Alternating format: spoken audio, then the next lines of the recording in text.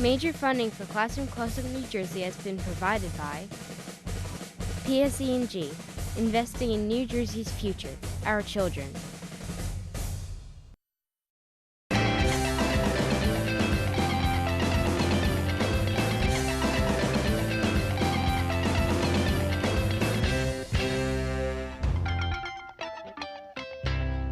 They've got different identities, they've got different salaries, they've got different bills and stuff that they have to pay.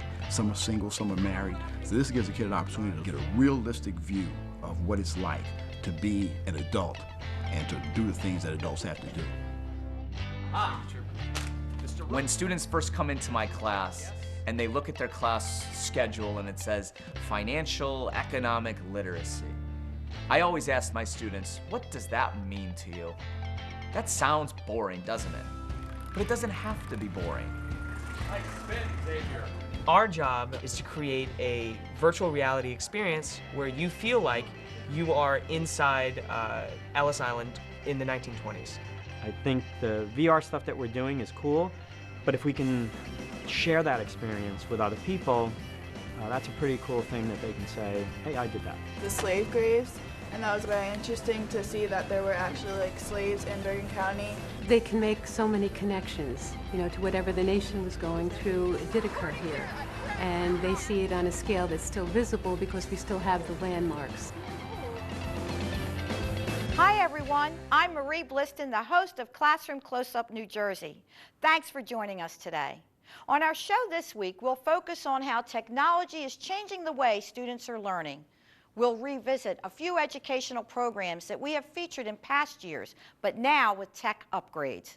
Later, students are invited to make their wildest dreams a reality through interactive design.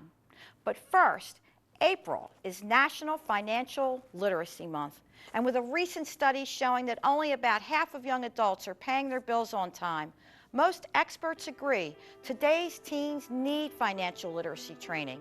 So we figured it was time for a trip to Finance Park.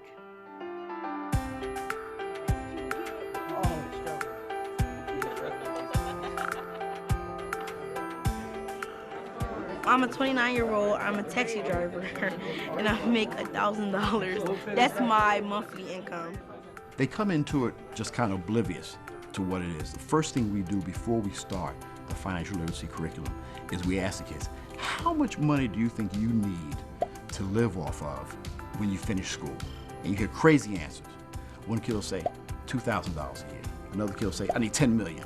So we start to take some figures that they came up with and divide them by 12 and see what their monthly income is. And then show them the expenses, show kids the deductions that come out of their check. And then kids start to see, hey, it takes a whole lot more to live off of. And this thing about money is really serious. Now I'm paying for transportation. I don't have a car, so I ride the bus and stuff to work or whatever. And I'm ready to go to investments. The J Finance Park program is Junior Achievement's capstone financial literacy program for middle and high school students. And it is a turnkey, no-cost, two-pronged approach to financial literacy education, where it begins in the classroom with teacher-led curriculum and culminates with a simulation experience either at the J Finance Park Simulated City or the J Finance Park online virtual simulation. We use J Finance Park as the culminating exercise in teaching financial literacy. And the reason why is because it gives a realistic view of how to manage and learn about money. Starting off with income, then we learn about credit, debit, we learn about insurance. I mean, it covers the whole gamut, and that's what makes it so good. Once the students have completed the in-class curriculum, they are ready for their field trip to the JA Finance Park Simulated City. The goal of the day is for all of the students to have a successful balanced budget and to have paid all of their bills without going into debt. In Finance Park, I'm a payroll clerk, I'm 20 years old, and I'm married. In Finance Park, I am a water engineer. For one day, the kids get to act like they're really an adult. They've got different identities, they've got different salaries, they've got different bills and stuff that they have to pay. Some are single, some are married.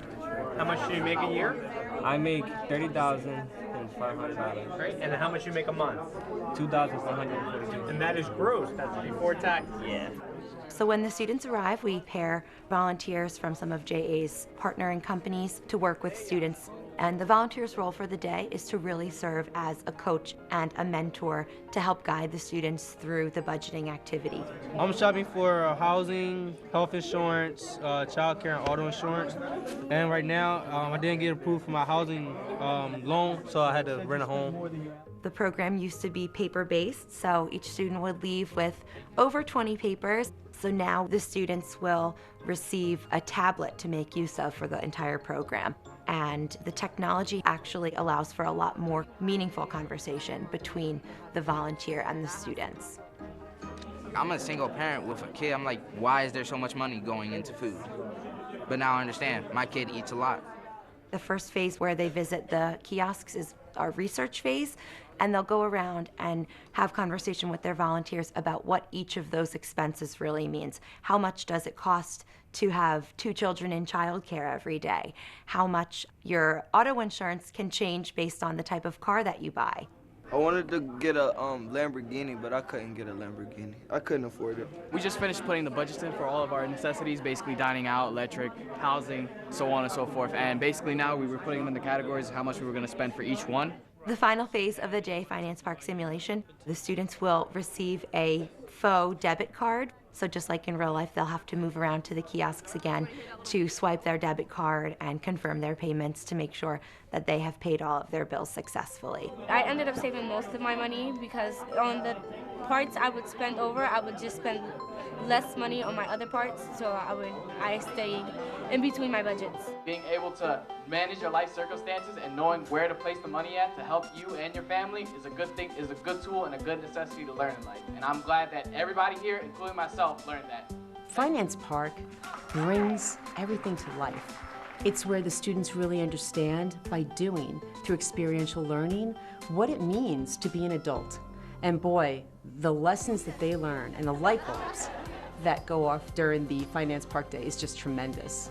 It makes me not want to ask for a lot now, since I know how my parents got to budget their money, all the deductions that they take out.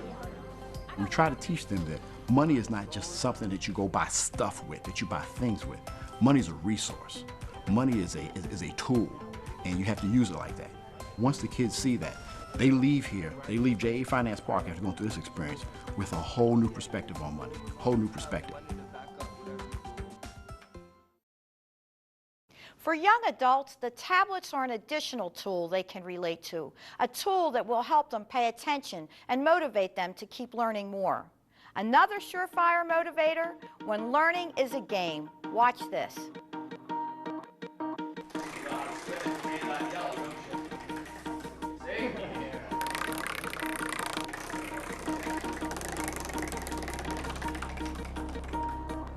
Hurricane, Scott. Yes. Did you pay your renter's insurance? I think so. Oh, you better go double check. My students' mentality towards financial literacy and just financing in general pretty much transforms on day one. I'm not gonna, sugarcoat things. This is real. Dealing with money is a real thing. I'll call you up individually to provide you with this number right here. Your account balance according to the bank. The bank is me. I used to be a banker at Wachovia Bank. At that time, I realized by dealing with clients on an everyday basis, handling their finances, that a lot of adults just lack simple, basic financial skills and tools that I thought were essential just to manage your day-to-day finances. So I realized at that point, that was my opportunity to get to the root of the problem, which I believe was financial education. And that financial education needs to be addressed in the high school and middle school levels. So then when they get to be adults, they're well equipped with the financial tools they need to be successful. This class is financial literacy. Basically what we learn is the finances that you're gonna need for when you mature in life. 5 years ago is when the state of New Jersey mandated that financial literacy be a graduation requirement.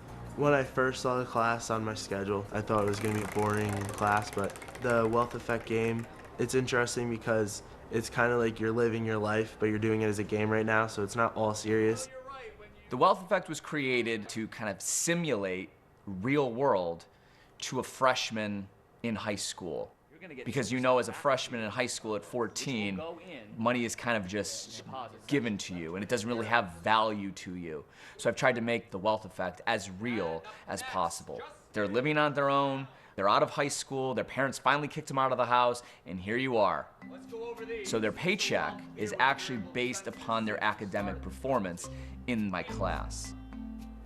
We got our first paychecks, and our paychecks were based on our grades. So I had a 98, so I got $980. But then we have taxes and stuff taken out and deductions. I reassess grades periodically throughout the semester to give those kids who may not have had a lot of money coming in at the beginning the opportunity to raise your grade to then raise your pay. Every month we have expenses depending on which scenario, place you chose to live in, suburbs, rural, or city. I chose suburbs.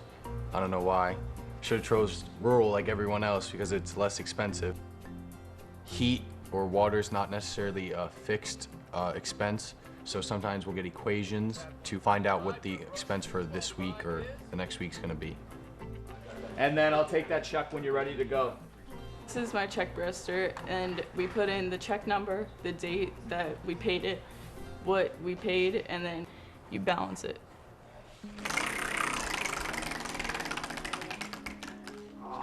Hit by a car, stop jaywalking, Sean. Inflation, ouch. So again, 10% higher than everyone else's. I landed on fire, and because of that, I had to pay $400. The uncertainty in life, you always have to be prepared. Two of my students came to me and said, you should create some sort of random wheel. So I took that advice to heart by creating what's called the Wheel of Misfortune. The students spin it periodically, and there are certain fines or fees that are assessed based upon what the student lands upon. That's blue, you got sued. I'd love the opportunity to have this program evolve even further into perhaps an app, which I'm having my information technology students work collectively and collaborate with me together so we can create an app that can then service those students all over the country, where teachers can utilize the same things that I'm doing in my classroom in their classrooms. You get to see some of the stuff before it gets put in front of you. Like the credit card, in real life, it keeps stacking up, and your interest rates just kill you. I think having financial literacy as a class is a very good thing because it teaches you all about different finance things. I never knew how to actually write checks or anything before this course, so I learned all that kind of stuff. I just got approved for credit card and I've got my own debit card, so I'm seeing my life get kind of the way he's teaching it here. Well, if you pay it off in full at the end of the month, you never pay any interest. So I'll let you think about that. You have to make education fun. You have to make it relevant to the student. As an educator, looking back, it's extremely rewarding to feel that I am giving them the tools that they need to be more financially sound and prepared for life. 4966, you reference that cell. Because if this cell... Wow, that was amazing. And that's the kind of imaginative teaching that encourages young people to learn. And it's learning that stays with them. Coming up, interactive design. The sky's the limit, right after this.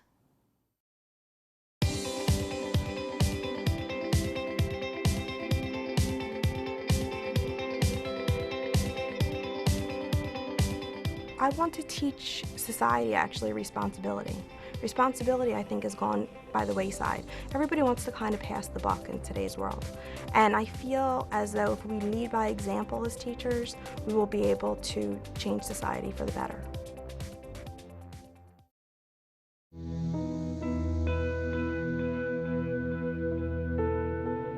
Today what we're going to do is we'll start off by just discussing some of the projects, and you guys can then head off and work on them.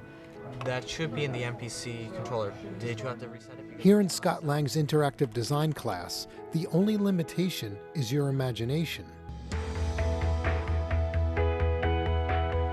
Interactive design is a term that's probably been around in the field of computer graphics and emerging technologies, but for me it was something that I could get my students involved with multiple disciplines. Using the latest technology, Scott's students are creating fun and exciting virtual reality projects. What we have right now is this environment that we created, the savannah. And what we want to do is, since we're trying to simulate what animal vision looks like, so what we're starting with is, say, the lion, which has dichromatic vision. It's actually going to be a game, so the user, the player, will be able to walk through whatever terrain that we create and see the world as an animal does. So they could just jump in the water and go swimming, but you have to be careful because there might be crocodiles or something in there. So it's almost as if you become the animal. Our job here is to create a virtual reality scenario for the Ellis Island National Park Service. What we want to do in the end, our end goal, is to create a virtual reality experience where you feel like you are inside Ellis Island in the 1920s. Most of the projects in this class are viewed through a 3D headset called the Oculus Rift. This technology allows the viewer to virtually experience any environment the students create. People can now develop using these two lenses, and these lenses would essentially push up a screen really, really close to your eyes. And then you can then simulate that through cameras as your eyes would sort of like conjugate the two images and then create the whole environment around you. As I donned the headset, my tour of Ellis Island was nothing short of amazing. And you've got full 360 degrees, so you can see the wall in the back of you. Wow, that's amazing. The idea with Stanislav is you'll be able to interact with him at some point and find out about his immigrant experience. Wow. So the Oculus Rift just changed everything, because all of a sudden he was something that we could really force people to design for, code for, build devices for. So all of a sudden there was kind of a platform that we could take, and we could have all of these different students working together to put together an assembly that just didn't exist before. This is one of the models for the 1920s Ellis Island, and we decided to make this one because we tried to make him as Italian as we possibly could, actually. We create individual types of people, and we conform clothing to them, and we try to have a lot of variance in the amount of people, and then give that to Adrian and Brendan, and they implement that into the world. We're actually making people who look like they would be relevant to the time period, because a lot of the clothing is modern. We usually have a picture open unless we already know what it looks like, and we're usually going back and forth from that to make sure that it looks as accurate as possible. Having them work together was not only a really great project, it was a great collaborative effort that taught them about working with one another. And that's something that all of these projects really are about. How do you work with other people to produce something? There's very few things in this field, be it computer graphics, emerging technologies, that you're ever going to do on your own. Basically, I'm working on texturing the old Ellis Island from 1920. I'm basically the artist. I make what you see in the game. Adrian and Brendan basically bring it to life so that the characters walk around in the models that I make. I see that you've added quite a bit more. You have the main facade. How are the... Our goal is to eventually be able to have a 3D model of New York City that you could eventually be in this flight simulator and you can fly through. I think it'll be nice to apply it in the future, because I'm thinking of going into maybe animation or visual effects, which is helpful to learn now in high school. There are games that are coming out now that are made specifically for the Oculus. It's becoming a new industry. One of the things that I tell them in class is, we're going to break things. You know, we are going to fail, we're going to try things, they're not going to work. And I think that's really important, because that's the only way that you're going to learn. I think the VR stuff that we're doing is cool, but I think it's still a means to an end, which is they're great projects for the students to do, but at the same time, it's not a replacement. And I think the students understand that, but if we can share that experience with other people, that's a pretty cool thing that they can say, hey, I did that.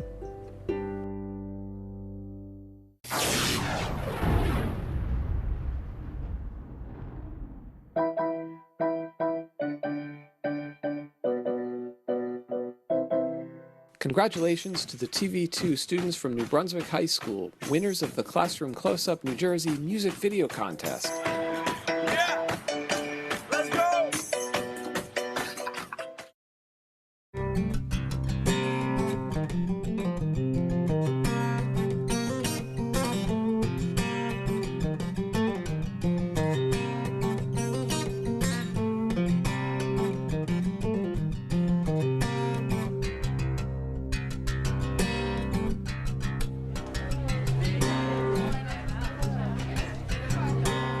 I'm Yvonne Beatrice. I teach US 1, Constitutional Law, and AP Government and Politics at Mahwah High School. All right, the first thing I'd like to do is congratulate you on completing a very in-depth project. You have investigated our historic landmarks, you've explored the town, you've attended meetings. So what I'd like to do today is just have you share your experiences. The Mahwah project has become almost a rite of passage for US 1 students. It's a legendary traditional project now that asks the students to go out into the community and learn about their town. They explore the landmarks, the historic landmarks of the township. They visit community services, they attend town meetings, they interview longtime residents, and they try to get a feel for what the town was and what the town is now based on their journey through it. Park area. Yes, it is. It has 3,313 acres of land and 19.7 miles of hiking trail. I thought we would start by taking a look at the same maps that you looked at before we kicked off the project. These 1876 maps of Mahwah. This is the house across the street from me, literally. Like, I'm not even joking. How did you find Cragmare's compared to the rest of the township? Was it more congested, more?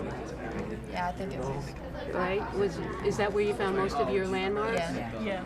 Once you spark their interest, students get so enthusiastic about what they're doing if they find meaning to it. And the only way for me to make history meaningful is to get them out there and make their own connections. Where were most of your locations, your historic landmarks? At what part of town might you have centered on, Nicole? They were more towards the middle of the town, and also the church was near that, and a lot of roads led towards the church, so it was like a meeting place. Nice. All right, well, let's get right to it. Where'd you go and what'd you see? Val. I went to the Hopper Van Horn house, and I really liked it, like the architecture and stuff, and I really liked the stone in the front and thought it was interesting how like it was made like centuries ago, yet it's still there and like looks very nice on the street. Yeah, they maintained it well. Jillian? Yeah, also at the Hopper Van Horn property is the slave graves, and that was also very interesting to see that there were actually like slaves in Bergen County. Like we thought that it was just in the South, but it was also where we live. How many people did go to these slave graves? Did you find them, John? Back then, they separated the slaves from the white men, and they put them in different cemeteries because they didn't want to be buried with the slaves. How does that parallel history in general, right? We make this point all the time that what was happening in Mahwah was happening to the country in general. What's the parallel? Where you live right now was just like everywhere else in the country at this time. There were slaves. Like, if you were alive back then, you would see slaves being whipped, being ill-treated. They can make so many connections, you know, to whatever the nation was going through. It did occur here. And they see it on a scale that's still visible because we still have the landmarks.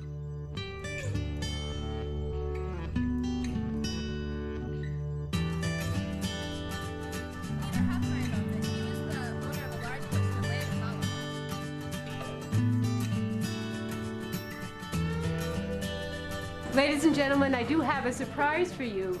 Mr. Puzo and other members of his directing cast. Puzo! They were able to submit their movie yesterday, so we do have a little clip to show you a starter.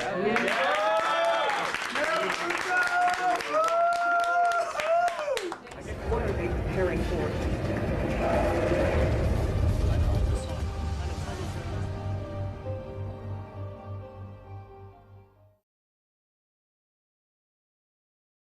You know, back in the day, me and my buds, we used to learn about all the stuff in school, the great things about Mahwah. Clarence, look right up here. It's the Darlington Schoolhouse. How is it? You want to know something about this place? Sure. It was one of the greatest schools in New Jersey history. Alfred B. Darling and his beloved neighbor, Thomas Habermeyer, who later, young Durham, you're going to see, his house is right over there. They helped finance this place. It's on the corner of Ramapo Valley Road and Darlington Ave. Mrs. Beatrice, she's a neighbor of mine here in Mahwah, and my daughter had her in class.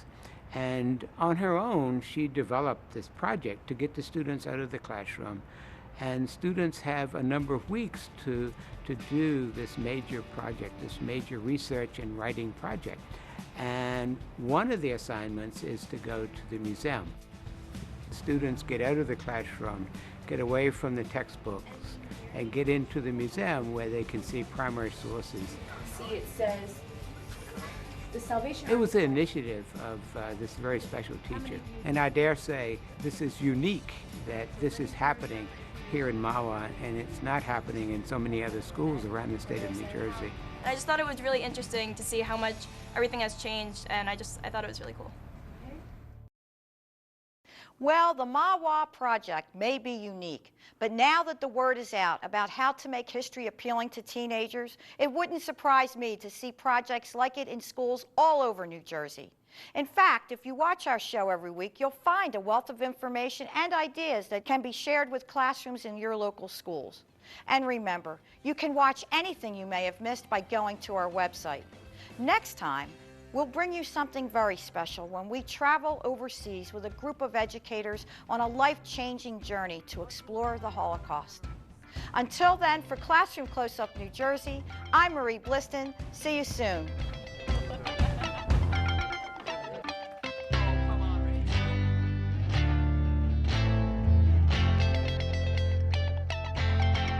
Is that where you found most of your landmarks? Major funding for Classroom Close-Up New Jersey has been provided by PSE&G, investing in New Jersey's future, our children.